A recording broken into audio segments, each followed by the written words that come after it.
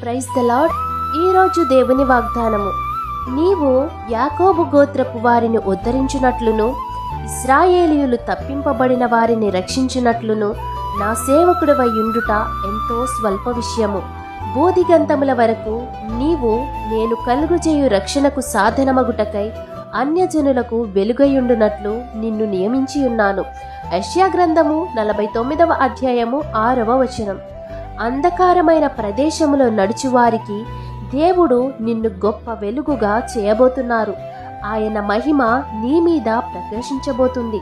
కాబట్టి ఆయన రక్షణను నీవు కన్నులారా చూచినట్లయితే వాక్యమై ఉన్న దేవుడు నిన్ను అన్యజనులకు గొప్ప వెలుగుగా చేసి నిన్ను ఆశీర్వదిస్తారు.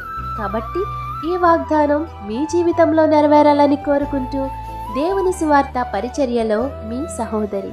ఆమేన్. God bless you.